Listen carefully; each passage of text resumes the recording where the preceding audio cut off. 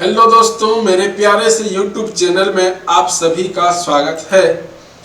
तो जैसा कि आप देख रहे हैं थंबनेल में कि आज हम केमिस्ट्री सब्जेक्ट से CGVAPM में जितने भी क्वेश्चन हैं उसको आज हम डिस्कस करने वाले हैं। और इस सीरीज में हम 200 से 250 क्वेश्चन डिस्कस करने वाले हैं दोस्तों। जैसे ही न्यू पैटर्न पर आधारित क्वेश्चन खत्म होगा उसके बाद हम ओल्ड पैटर्न पर थोड़ा बहुत आ जाएंगे क्वेश्चन पर। तो जितने भी हम क्वेश्चन यहाँ पर देखने वाले हैं, एक पार्ट में आपको पहला पार्ट है, पहले पार्ट में आपको 15 क्वेश्चन देखने के लिए मिलेंगे। उसके बाद पार्ट 2, पार्ट 3, पार्ट 4 इस प्रकार से आते जाएंगे, जिसमें हम 20-20 क्वेश्चन का स्लॉट लेके आपके पास आएंगे दोस्तों। तो जो न्यू पैटर्न है आजकल जो व्यापम में पूछा जा रहा है वो किस पर पूछा जा रहा है देख लीजिए दोस्तों। ये सारे न्यू पैटर्न पर आधारित क्वेश्चन है। स्टेटमेंट बेस्ड क्वेश्चन, पहला जो प्रश्न पूछता है स्टेटमेंट बेस्ड क्वेश्चन पूछता है। दूसरा होता है हमारा assertion and reason based question. फिर स्टेटमेंट दिया रहता है, इस स्टेटमेंट्स में हमको करेक्ट स्टेटमेंट को आइडेंटिफाई करना रहता है, या स्टेटमेंट दिया रहता है वहां पर हमें इनकरेक्ट स्टेटमेंट को चूज करना रहता है। इसके अलावा सही जोड़ी मिलाइए। उसके बाद सेंटेंस 3-4 सेंटेंस दिया रहेगा, उस सेंटेंस को जो है अरेंज करने के लिए बोल देता है। और लास्ट में हमको न्यूमेरिकल क्वेश्चन भी हमको देखने के लिए मिल जाते हैं। तो इस प्रकार से ये सारे न्यू पैटर्न पर आधारित जो है पैटर्न है। तो चलिए बिना वक्त गवाए जो है हम लोग स्टार्ट करते हैं, क्वेश्चन की तरफ आते हैं। तो देखिए हमारे पास पहला क्वेश्चन जो है हमारे पास न्यूमेरिकल क्वेश्चन है। और इस न्यूमेरिकल क्वेश्चन में क्या पूछा जा रहा है, यदि सिल्वर क्लोराइड की जल में घुलनशीलता 1.3 × 10⁻⁻5 मोल पर लीटर है तो इसका घुलनशीलता गुणनफल KSP का मान क्या है। तो हमको यहाँ पे क्या करना पड़ेगा दोस्तों, सबसे पहले हमें सिल्वर क्लोराइड को यहाँ पे जब हम जल में घोलेंगे तो ये सिल्वर प्लस और क्लोरीन माइनस में ये विभक्त हो जाएगा।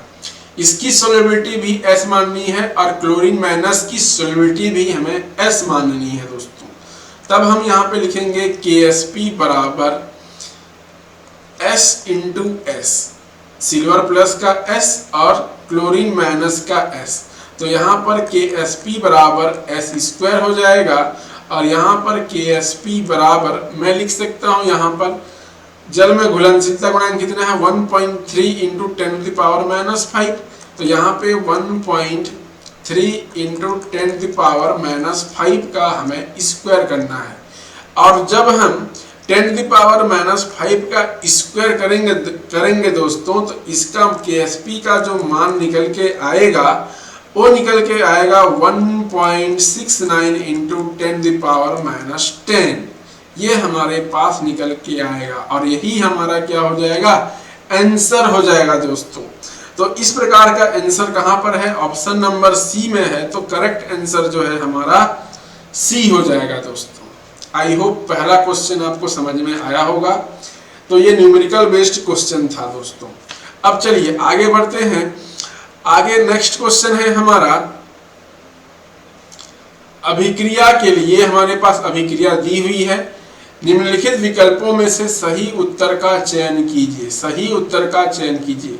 कुछ यहाँ पर सेंटेंस दिए हुए हैं और इस सेंटेंस में कौन सा सही है और कौन सा गलत है ये हमको पहचानना है। तो हमें सबसे पहले यहाँ पर रिएक्शन को फोकस करना पड़ेगा। देखो यहाँ पर रिएक्शंस क्या है दोस्तों, देखो यहाँ पर रिएक्शंस है CHCl3 प्लस Cl2, ये हमारे पास फॉर्म करता है CCl4 प्लस HCl। ये हमारे पास रिएक्शन है। इस रिएक्शंस के लिए हमें ऑर्डर निकालना है, ऑर्डर ऑफ द रिएक्शंस। तो एक चीज याद रखिएगा दोस्तों, जो ये जो ऑर्डर होता है दोस्तों, ये ऑर्डर जो है एक्सपेरिमेंटल होता है, थ्योरेटिकल नहीं होता। ऑर्डर कभी भी हम थ्योरेटिकली नहीं निकाल सकते, ये एक एक्सपेरिमेंटल होता है, ठीक है। तो यदि मैं ये जो है एनसीईआरटी बुक का सवाल है दोस्तों, यदि मैं इसका एक्सपेरिमेंटल ऑर्डर निकालूं इस रिएक्शंस के लिए, तो यहाँ पे CHCl3 के लिए जो होता है ऑर्डर, जो होता है यहाँ पर ऑर्डर का मान जो होता है 1 आता है विथ रेस्पेक्ट टू CHCl3। और यहाँ पर क्लोरीन के लिए जो है एक्सपेरिमेंटल जो ऑर्डर आता है N से डिनोट करते हैं, इसके लिए 0.5 आता है दोस्तों। और यदि मैं ओवरऑल ऑर्डर की बात करूं, इस रिएक्शंस को ध्यान में रखना पड़ेगा। कुछ ऐसे रिएक्शंस होते हैं जहां थ्योरेटिकल और एक्सपेरिमेंटल ऑर्डर डिफरेंट होते हैं, तो इस रिएक्शंस को याद जरूर रखिएगा। यहाँ पर ओवरऑल ऑर्डर की जब मैं बात करूं तो इसका मान हो जाता है 1 + 1/2, तो इसका मान होता है 3/2, 3/2 मतलब 1.5। तो इस प्रकार से हमारे पास ऑर्डर निकल के आता है। तो with respect to CHCl3 1, with respect to chlorine 0.5 and overall order हमारे पास 1.5 आएगा। तो एक बार मैच करके देख लीजिए, CHCl3 के सापेक्ष अभिक्रिया का क्रम 1 है, बिल्कुल सही है, अभी मैंने बताया। क्लोरीन के सापेक्ष अभिक्रिया का क्रम ½ है, के भी सही है। कुल अभिक्रिया की कोटि 2 है, गलत है, L गलत हो गया दोस्तों। और कुल अभिक्रिया की कोटि जो है 1.5 है, तो ये हमारा सही स्टेटमेंट है। तो JKNM कहाँ पर है? ऑप्शन नंबर बी पर है। तो बी फॉर बॉल जो है यहाँ पर करेक्ट आंसर हो जाएगा दोस्तों। तो इस रिएक्शंस को याद रखिएगा। और एक चीज याद रखना, एस्टर का जल अपघटन, एस्टर का जल अपघटन, इसको भी याद रखना। स्यूडो फर्स्ट ऑर्डर रिएक्शंस आता है और इसके लिए जो है एक्सपेरिमेंटल ऑर्डर जो होता है 1 होता है। इस रिएक्शंस को भी आप याद रखिएगा, सवाल में पूछ सकता है। बहुत ही इंपॉर्टेंट रिएक्शंस होता है एस्टर का जल अपघटन। क्लियर है? चलिए आगे बढ़ते हैं। अगला जो सवाल है यहाँ पर कुछ मैच द फॉलोइंग सेंटेंस, यहाँ पे मैच करना है। यहाँ पर कुछ दिए हुए हैं, 2 कॉलम दिए हैं, दोनों कॉलम में हमें क्या करना है? मैच करना है। तो यहाँ पे मैच किस प्रकार से होगा देखिए, हमको यहाँ पे पता होना चाहिए। सबसे पहला तो दिया हुआ है root mean square velocity. Root mean square velocity का मान होता है √3RT/m, मतलब a का दूसरा। मैं यहाँ पे लिख देता हूँ, a का जो है यहाँ पर दूसरा हो जाएगा √3RT/m। ये हो जाएगा a नंबर का, a हो जाएगा। फिर देखो यहाँ पे मोस्ट प्रोबेबल वेलोसिटी दिया है, इसका जो है √2RT/m होता है, मतलब b का जो है यहाँ पर तीसरा हो जाएगा। और यदि मैं c की बात करूं, मीन फ्री पाथ, ये तो होता है हमारा चौथा नंबर हो जाएगा। तो a का दूसरा, b का तीसरा कहां पर है? a का दूसरा, b का तीसरा, a का दूसरा, b का तीसरा एक जगह है ऑप्शन नंबर डी में।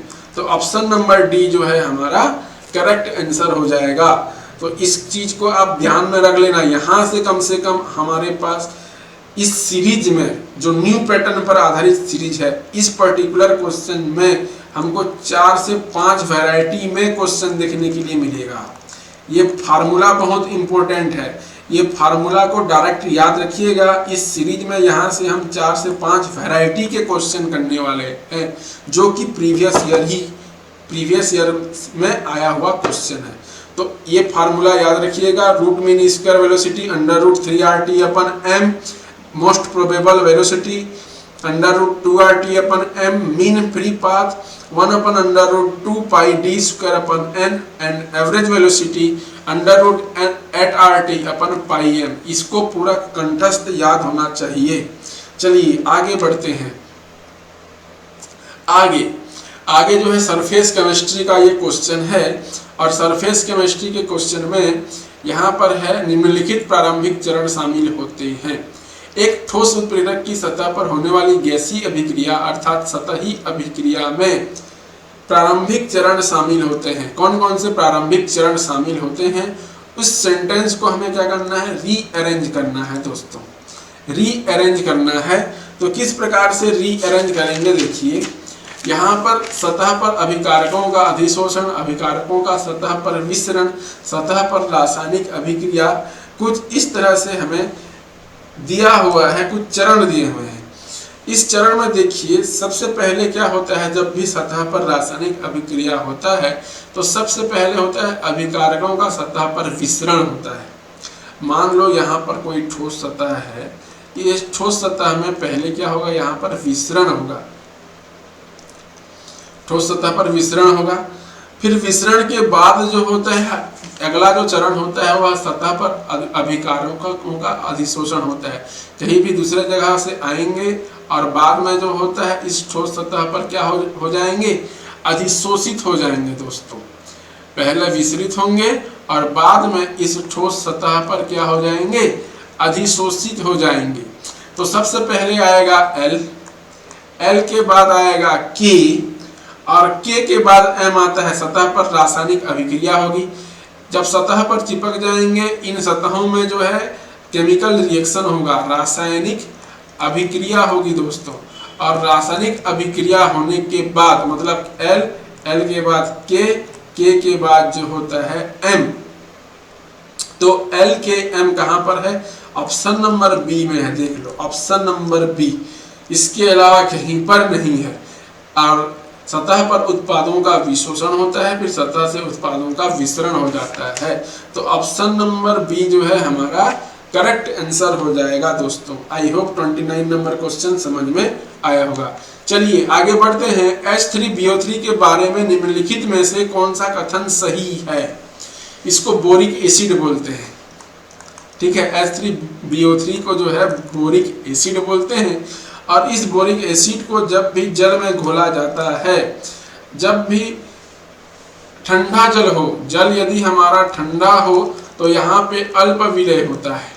कैसा होता है ये, अल्प विलय होता है। और यदि जल जो है गर्म हो, पानी यदि गर्म हो तो यहाँ पर पूर्ण रूप से बोरिक एसिड विलय होता है। और याद रखना जो H3BO3 है इसकी रिएक्शन यदि मैं वाटर से कराऊं तो यहाँ पे कुछ इस तरह से कॉम्प्लेक्स का फॉर्मेशन करता है, जो कि इस बात की पुष्टि करता है कि ये जो है एक दुर्बल मोनोबेसिक अम्ल है। ये एक प्रकार का दुर्बल अम्ल होता है, प्रबल अम्ल नहीं होता है। प्रबल अम्ल की श्रेणी में हाइड्रोक्लोरिक एसिड, सल्फ्यूरिक एसिड, ठीक है, नाइट्रिक एसिड, ये सब प्रबल अम्ल की श्रेणी में आते हैं। तो ये जो बोरिक अम्ल है हम लोग 11वीं में जो है एसिड बेस टाइट्रेशन भी करते हैं। तो यहाँ पर एक तो होगा जल में घुलनशील होगा और दूसरा यह एक दुर्बल मोनोबेसिक अम्ल की तरह ये व्यवहार करता है।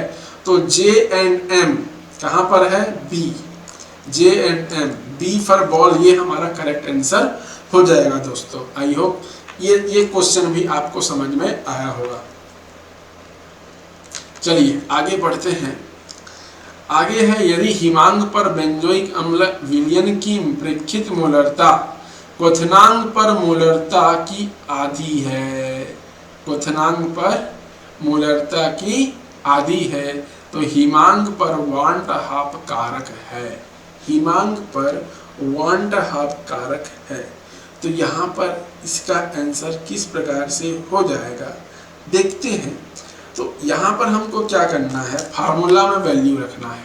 अब फार्मूला कौन सा फार्मूला यहाँ पर यूज होगा, यहाँ पे del TF is equal to कक्षा 12वीं का सेकेंड चैप्टर सॉल्यूशन से ये लिया गया है। Del TF is equal to KF into M into I, ये फार्मूला यूज होगा। और यहाँ पे डेल TF जो है, डेल TF के जो है आधी बोला है ना, यहाँ पर क्या बोला है, प्रेक्षित मोलरता क्वथनांक पर मोलरता की आधी है। तो यहाँ पे डेल TF का मान m/2 लेना पड़ेगा और KF का मान जो है यहाँ पर 1 लेना पड़ेगा। मोलरिटी का m लो और I का मान हमें जो है यहाँ पर निकालना है।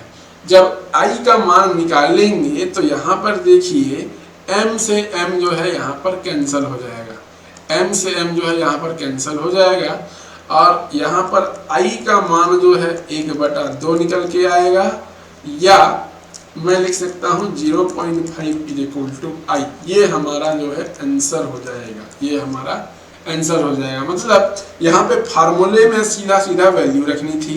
अब यहाँ पे 0.5 मतलब ऑप्शन नंबर C यहाँ पर सी फॉर कैट यहाँ पर करेक्ट आंसर हो जाएगा। चलिए आगे बढ़ते हैं। वी स्क्वायर सिद्धांत के अनुसार I3 माइनस आयन का आकार क्या है। देखो ये वी स्क्वायर थ्योरी को अप्लाई किस प्रकार से किया जाता है। देखिए तो ये I3 माइनस ऐसा एक्चुअल में ये जो है I2 माइनस होता है, ठीक है। I3 माइनस दिखने के लिए हमें I3 माइनस दिखाई देता है, लेकिन एक्चुअल में ये I2 माइनस होता है। तो हम किस प्रकार से वी स्क्वायर थ्योरी यूज करते हैं, स्टेरिक नंबर निकालते हैं। स्टेरिक नंबर किस प्रकार से निकालते हैं, केंद्रीय धातु के बाह्यतम कोष की संख्या। तो यहाँ पे केंद्रीय धातु कौन है, आयोडीन है, और आयोडीन के बाह्यतम कोष में 7 इलेक्ट्रॉन होते हैं, इसलिए मैंने लिखा 7 प्लस उसके सराउंडिंग में कितने एटम है, सराउंडिंग में यहाँ पर 2 एटम है, तो 2 एटम है तो 2, और यहाँ पे माइनस चार्ज है तो ये ऐड हो जाता है अपन 2। ये इस प्रकार से स्टेरिक नंबर निकालते हैं, और स्टेरिक नंबर का मान हो जाएगा 10 अपन 2 इज इक्वल टू 5। जब भी स्टेरिक नंबर 5 आता है तो यहाँ पे sp3d हाइब्रिडाइजेशन होता है, जो संकरण होता है sp3d होता है, और यहाँ पे जो जियोमेट्री होती है वो त्रिकोणीय द्विपिरामिडीय होती है। लेकिन यहाँ पे जियोमेट्री नहीं पूछा है, यहाँ पर हमें जो है क्या पूछा है, शेप पूछा है। और जब भी शेप की बात हो तो यहाँ पर शेप जो है रेखीय हो जाता है, शेप क्या हो जाता है, लीनियर, और जियोमेट्री ट्राइगोनल बाइपिरामिडल। तो ऑप्शन नंबर सी यहाँ पर हो जाएगा। यदि इसी क्वेश्चन में या इसी मॉलिक्यूल के लिए यहाँ पर जियोमेट्री पूछता तो जियोमेट्री त्रिकोणीय द्विपिरामिडीय हो जाता, लेकिन हमारे पास पूछा है आकार। जब भी आकार पूछेगा तो यहाँ पे रैखिक लिखना है, जियोमेट्री पूछेगा तो त्रिकोणीय द्विपिरामिडीय लिखना है। क्लियर है दोस्तों। चलिए 32 नंबर हो गया। 33 नंबर देखो, निम्नलिखित में से कौन ओपन सेल सिंगलेट के मानदंड को पूरा करता है। देखिए इसके लिए कुछ कंडीशन होता है, और वह कंडीशन क्या क्या है। देखिए पहला तो जितने भी ऑर्बिटल हैं सभी ऑर्बिटल में केवल और केवल 1 इलेक्ट्रॉन होना चाहिए, केवल और केवल 1 इलेक्ट्रॉन होना चाहिए। यहाँ पर s का मान, किसका मान, यहाँ पर s का मान जो होता है 0 होना चाहिए, s का मान 0 होना चाहिए। और दूसरा 2s + 1 का मान जो है यहाँ पर 1 होना चाहिए, ठीक है।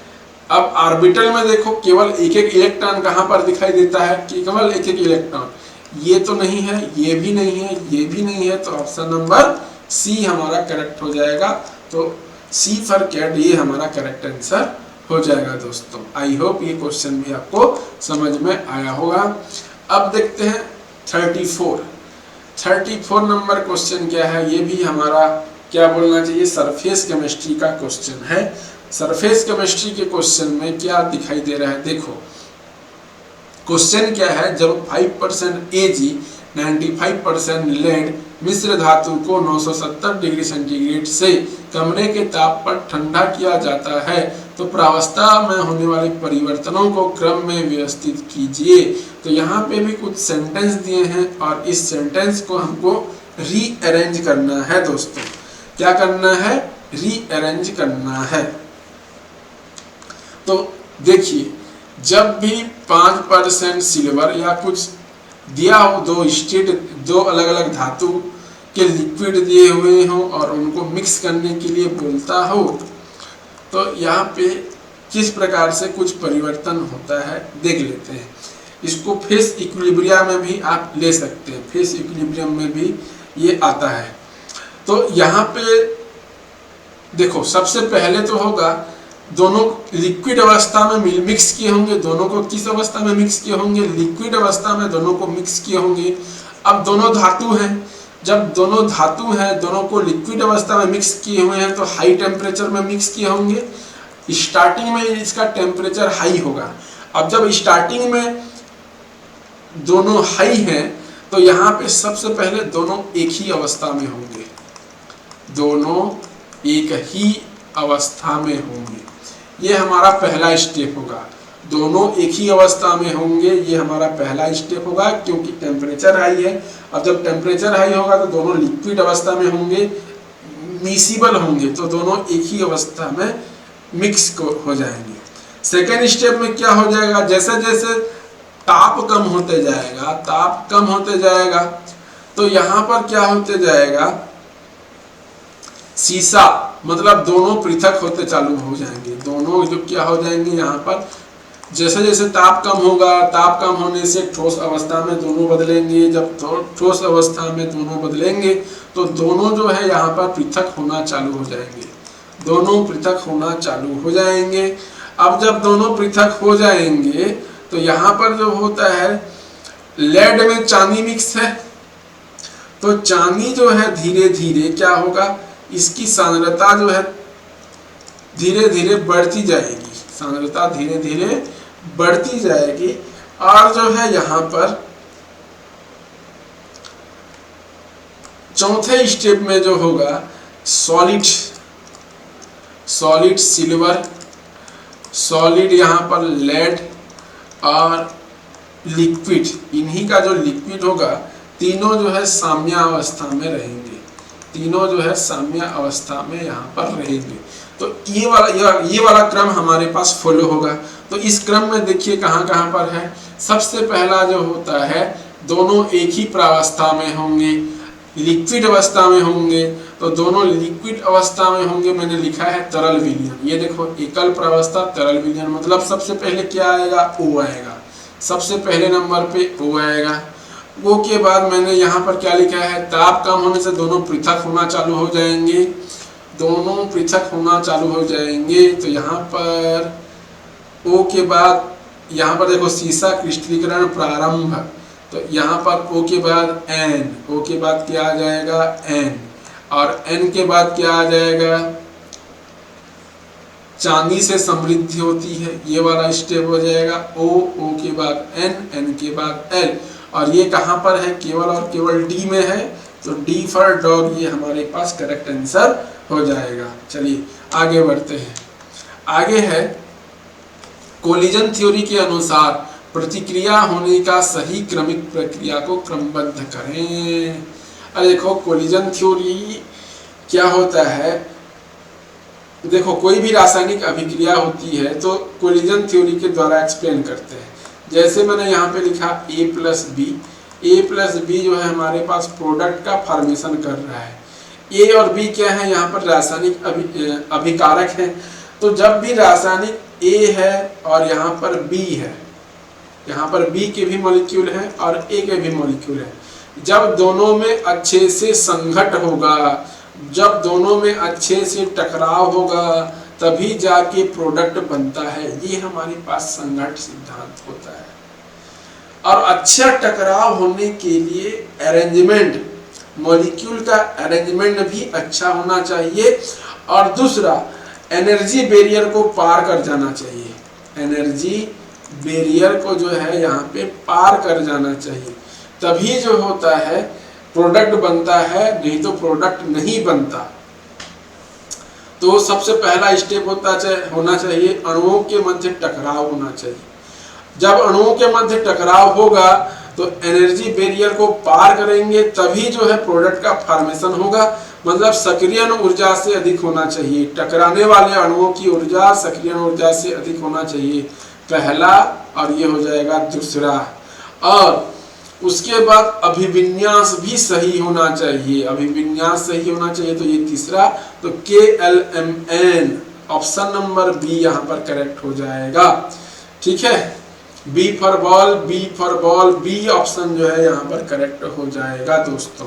आई होप ये क्वेश्चन समझ में आया होगा। चलिए आगे बढ़ते हैं। एक प्रबल विद्युत अपघट्य के असामान्य व्यवहार जैसे ओस्टवाल तनुकरण नियम से किसके द्वारा समझाया गया है, किसके द्वारा समझाया गया है। देखो यहाँ पे एक चीज होता है डीबाई-हकल-ऑनसागर इक्वेशन, डीबाई-हकल रूल। यहाँ पर एक ग्राफ खींचा जाता है और ये ग्राफ किसके किसके बीच खींचा जाता है, √C और लैम्डा M के बीच में ये ग्राफ खींचा जाता है। जब दोनों के बीच में ग्राफ खींचा जाता है दोस्तों, तो प्रबल विद्युत अपघट्य का ग्राफ तो कुछ इस तरह से प्राप्त होता है। प्रबल विद्युत अपघट्य मतलब वहां पे जितना भी पानी मिलाओ, पानी जितना भी मिलाओ, यहाँ पे एक लिमिटेशन तक जो है दोनों में डिसोसिएशन चालू होता है।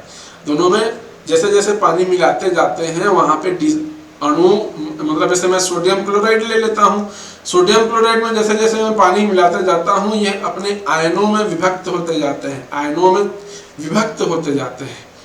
और ठीक उसी प्रकार से मैं यदि दुर्बल विद्युत अपघट्य के लिए ग्राफ खींचूं, दुर्बल विद्युत अपघट्य के लिए ग्राफ खींचूं तो यहाँ पे कुछ इस तरह से आता है।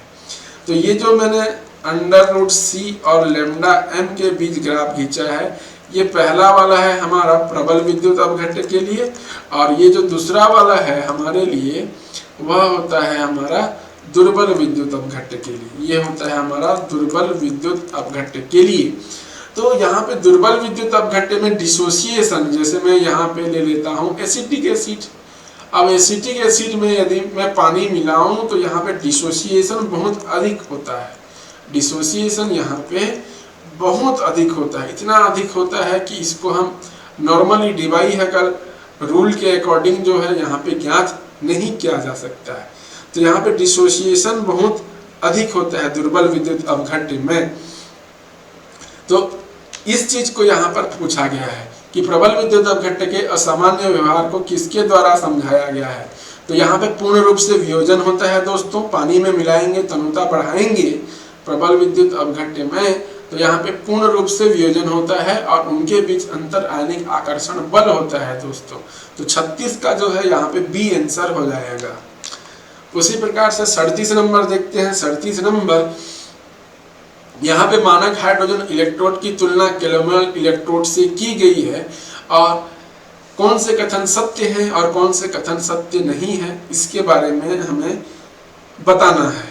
तो यहाँ पे देखिए क्या होता है, केलोमल इलेक्ट्रोड को संभालना आसान होता है और यह अधिक स्थिर होता है। तो यहाँ पर सही है कि गलत है ये हमको यहाँ पे बताना है दोस्तों। तो केलोमल इलेक्ट्रोड को संभालना आसान होता है और यह अधिक स्थिर होता है। तो ये जो क्वेश्चन है, मतलब ये जो स्टेटमेंट है, ये हमारा करेक्ट है दोस्तों। फिर देखो केलोमल इलेक्ट्रोड का विभव हमेशा 0.00 वोल्ट के बराबर होता है। के वाला गलत है, के ऑप्शन यहाँ पर गलत है दोस्तों। जब के ऑप्शन गलत है, इसका जो मान आता है 0.24 से 0.33 वोल्ट के बीच में आता है। तो के ऑप्शन हमारा गलत हो गया, इसका मान 0.24 से 0.33 वोल्ट के बीच में आता है। फिर आता है केलोमल इलेक्ट्रोड का उपयोग नियमित मापन में एक मानक संदर्भ इलेक्ट्रोड के रूप में किया जाता है। जिस प्रकार से हाइड्रोजन इलेक्ट्रोड का इस्तेमाल करते हैं, ठीक उसी प्रकार से केलोमल इलेक्ट्रोड का भी इस्तेमाल किया जाता है। एल सही है। तो देखो के गलत है तो ए तो नहीं हो सकता, बी भी नहीं हो सकता, डी भी नहीं हो सकता, ऑप्शन नंबर सी हमारा करेक्ट हो जाएगा। ऑप्शन नंबर सी हमारा करेक्ट हो जाएगा, आसानी से हम पकड़ सकते हैं। देखो अब नेक्स्ट देखो, नेक्स्ट है हमारा एक ऑर्गेनिक रिएक्शन दिया हुआ है, इसमें हमें प्रोडक्ट बताना है। तो यदि आपको HgOACT ये हमें दिख रहा है, टेट्राहाइड्रोफ्यूरन और वाटर हमें दिख रहा है। ये जो रिएक्शन है, इस रिएक्शन को हम लोग ऑक्सीमर्क्यूरेशन, डीमर्क्यूरेशन रिएक्शन कहा जाता है। डीमर्क्यूरेशन रिएक्शन कहा जाता है। और यहाँ पे मार्कोनिकॉव का रूल फॉलो होता है, मार्कोनिकॉव रूल फॉलो होता है। और यहाँ पर एडिशन ऑफ वाटर होता है, एडिशन ऑफ वाटर होता है। वाटर का यहाँ पे जुड़ाव होता है, तो यहाँ पे H+ आयन और OH- आयन, इसको जो है यहाँ पे जोड़ना है। तो यहाँ पे जो प्रोडक्ट हो जाएगा हमारा ए हो जाएगा, ए फॉर एप्पल यहाँ पे प्रोडक्ट हो जाएगा दोस्तों। तो यहाँ पे सीधा सीधा हमको वाटर को ऐड करना था, और OH- आयन कहाँ पे ऐड करना है, ऐसे हाइड्रोजन पर ऐड करना है डबल बॉन्डेड, जहाँ पर हाइड्रोजन की संख्या कम हो, हाइड्रोजन की संख्या कम हो। तो यहाँ पे जो प्रोडक्ट बनेगा, किस तरह से यहाँ पे प्रोडक्ट बनेगा, ये हमारा क्या है, अभिकारक है। यहाँ पे डबल बॉन्ड है ना, तो यहाँ पे OH को कहाँ पे जोड़ना है, OH को यहाँ पे जोड़ना है, बाकी चीज सेम रहेगा। तो ये हमारा प्रोडक्ट बनेगा सीधा सीधा। ठीक है, चलिए आगे बढ़ते हैं। निम्नलिखित धातुओं का उनके संबंधित ज्वाला रंगों से मिलान कीजिए। ये हमारे पास क्वेश्चन है दोस्तों। तो इसको हम किस प्रकार से कर सकते हैं, देखो ये हमें पता होना चाहिए, लिख लेना आप लोग। लिथियम का होता है गहरा लाल, गहरा लाल। फिर आता है पोटेशियम का बैंगनी, पोटेशियम का आता है बैंगनी, और इस बैंगनी को बकाइन भी बोलते हैं, बकाइन। ठीक है, पोटेशियम का होता है बैंगनी, बकाइन भी आप इसको लिख सकते हो। रुबिडियम, रुबिडियम का होता है लाल बैंगनी, लाल बैंगनी, लाल बैंगनी। और एक होता है सीजियम, सीजियम का होता है ब्लू कलर, नीले कलर का होता है। तो इस प्रकार से आप मैच कर सकते हो। मैंने हर चीज का यहाँ पे बता दिया है, तो कौन सा आंसर होगा आप देख सकते हैं यहाँ पे। चलिए आगे बढ़ते हैं।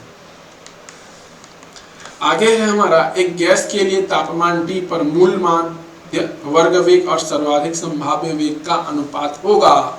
देखो ये क्वेश्चन मैंने आपको बताया है मतलब फार्मूला मैंने आपको बताया है। तीसरे नंबर का सवाल है यहाँ पर।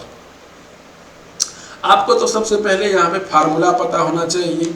अब फार्मूला मैंने आपको बताया था, रूट मीन स्क्वायर वेलोसिटी का फार्मूला क्या होता है, रूट मीन स्क्वायर वेलोसिटी का फार्मूला क्या होता है जी, यहाँ पे √3RT/m होता है। इसी प्रकार से यहाँ पर एक आता है most probable velocity. Most probable velocity का फार्मूला क्या होता है, मोस्ट प्रोबेबल वेलोसिटी का जो फार्मूला होता है √2RT/m होता है। जब दोनों को यहाँ पर इस प्रकार से करेंगे तो यहाँ पर देखो कुछ चीजें जो है कैंसिल हो जाएगी, यहाँ से m से m कैंसिल हो जाएगा, RT से RT कैंसिल हो जाएगा। तो यहाँ पे क्या बचेगा जी, √3/2 बचेगा, √3/2। तो देखो कौन सा होगा हमारा आंसर, ऑप्शन नंबर ए जो है हमारा करेक्ट आंसर हो जाएगा। क्लियर है दोस्तों। तो इस प्रकार से हमने यहाँ पर कुल जो है 15 प्रश्न किए, और ये जो 15 प्रश्न हमको हम सब ने मिलकर किया, उम्मीद करता हूँ ये 15 के 15 क्वेश्चन आप सभी को समझ में आया होगा। यदि ये 15 के 15 क्वेश्चन आपको समझ में आए हैं तो चैनल को लाइक कीजिए, शेयर कीजिए और सब्सक्राइब कर दीजिए दोस्तों। तो ये जितने भी सवाल हैं 26 जुलाई को एक एग्ज़ाम होने वाला है पर्यावरण विभाग के द्वारा, और इस एग्ज़ाम का नाम है प्रयोगशाला परिचारक, प्रयोगशाला परिचारक। इसमें सिलेबस सेम है। जितने भी मैं यहाँ पे क्वेश्चन आंसर डिस्कस कर रहा हूँ, ये क्वेश्चन, ये कॉन्सेप्ट जो है यहाँ पे बहुत आपके काम आने वाला है। तो ये सारे कॉन्सेप्ट आप ध्यान में रखिएगा। 26 जुलाई को प्रयोगशाला परिचारक का एग्ज़ाम है, इसमें जो है 100% काम आएगा दोस्तों। तो आज के सेशन के लिए बस इतना ही दोस्तों। जो नेक्स्ट सेशन होगा, पार्ट 2 जो नेक्स्ट सेशन होगा, उसमें जो है मैं आप लोगों के लिए 20 क्वेश्चन लेके आऊँगा, और 20 क्वेश्चन लेटेस्ट पैटर्न पर आधारित होगा। जितने भी क्वेश्चन यहाँ पर करेंगे लेटेस्ट पैटर्न पर ही आधारित होगा। तो पार्ट 2 में मिलेंगे दोस्तों 20 क्वेश्चन के साथ। तो बस आज के लिए इतना ही दोस्तों।